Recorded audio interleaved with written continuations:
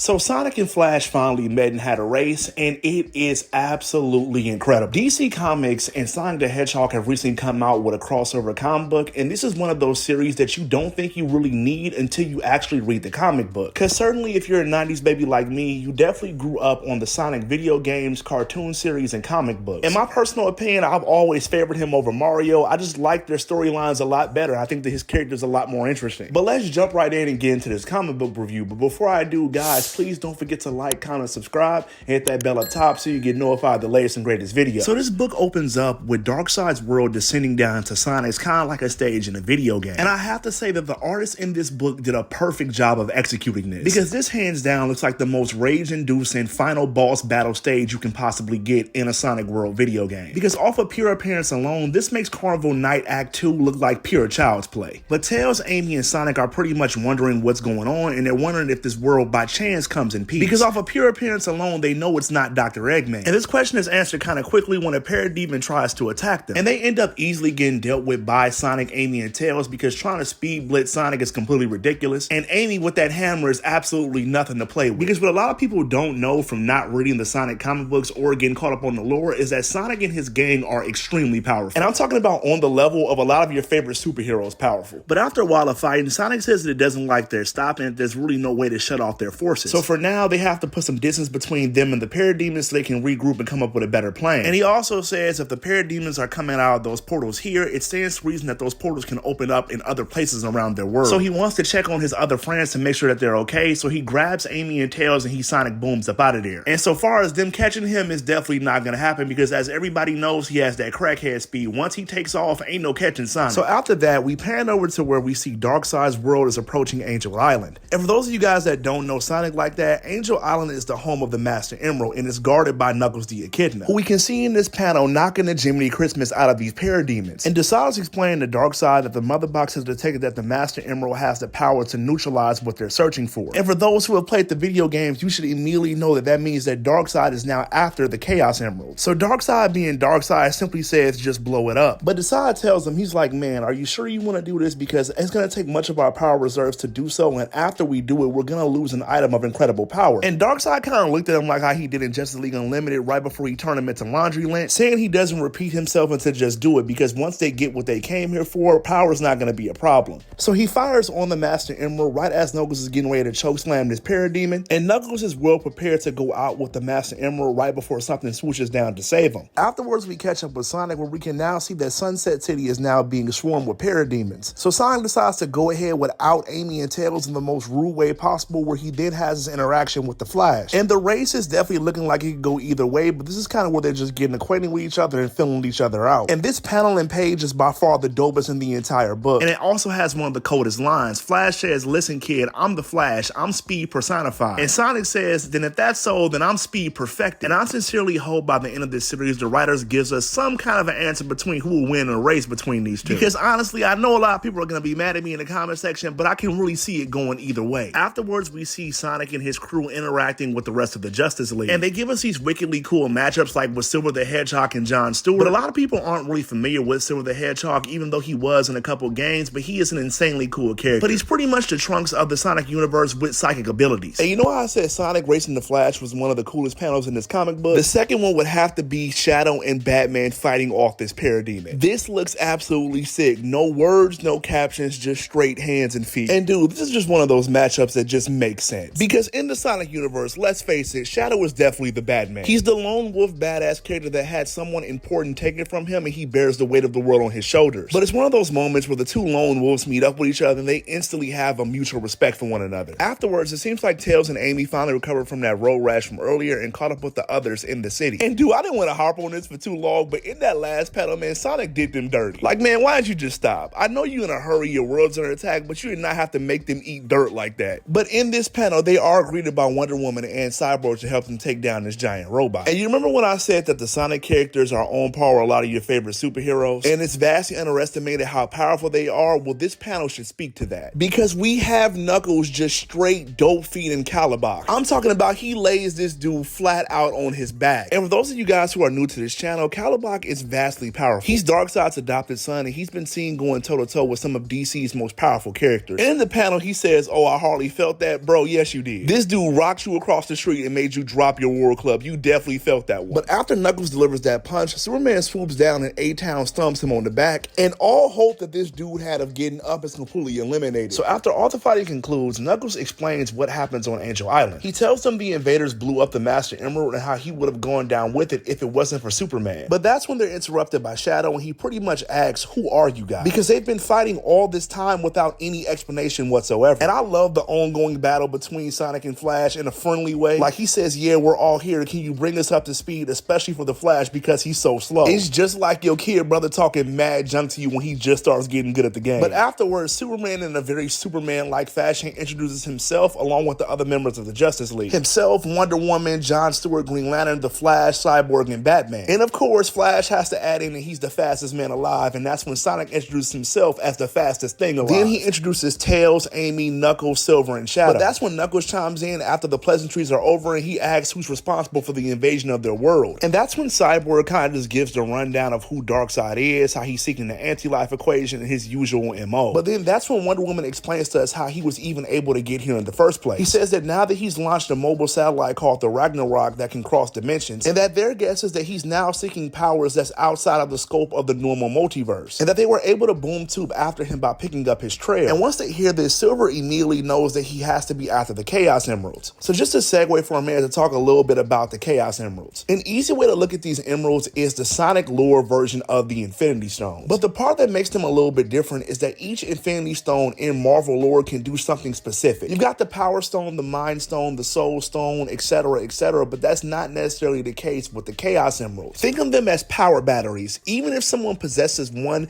they can warp reality on a grand scale. They can do things like warp space and even stop time. Now, like I said, I'm not an entire expert on them. That's just what I remember from the game. So if anybody wants to educate me down in the comment section, please feel free to do so. And they explain with that type of power, he could destroy countless worlds or just straight out bypass his search for the anti-life equation altogether and just summon it directly. And that really speaks to how powerful these emeralds are, because the anti-life equation is one of the most powerful things in the DC universe. And that's when the Justice League asks, is there any way to counteract the Chaos Emeralds? And Knuckles says, yeah, but he just blew it up. Because what I do remember from the games is that the Master Emerald kind of rules over the other Chaos Emeralds. But Superman explains that, like, at least now we know what he's after and what he's trying to do. That's more than we had a couple seconds ago. But that's when Shadow, for the lack of a better term, pulls a Batman. He just walks away and says, you know what, I don't have time for this. And then that's when Batman goes to have a conversation with him. And that's when they kind of have a big brother, little brother type of moment. Batman asks him, you know, who was it? Who did you lose to make you feel this way? And Shadow's original response was, how would you even know something like that happened to me? Batman then goes on to explain for him it was his parents. He says he was too young, too weak to do anything.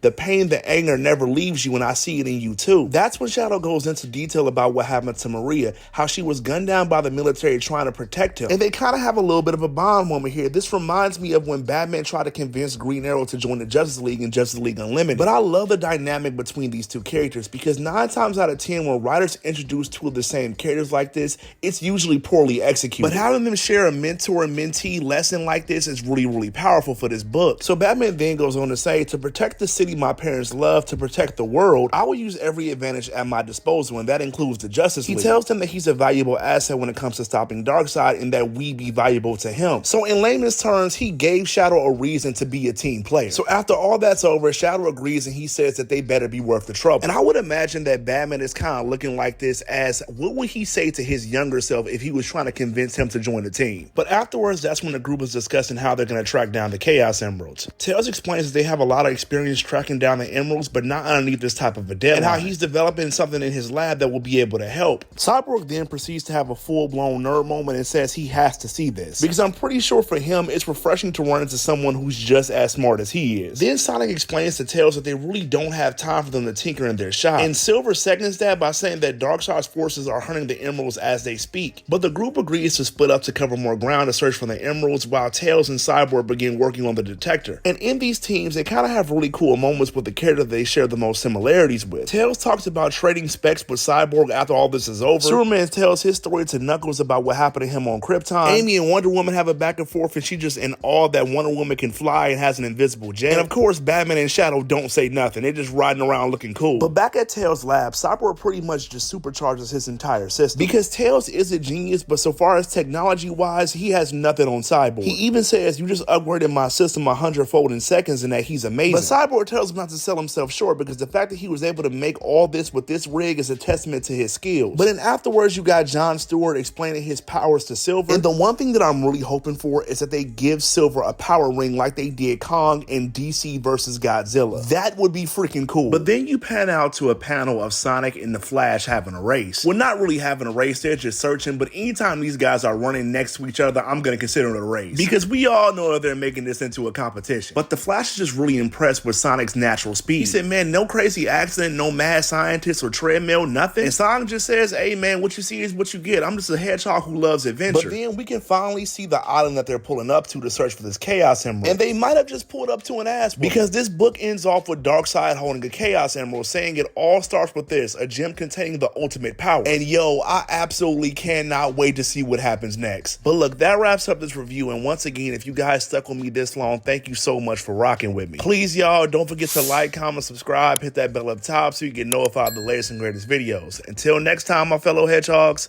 peace.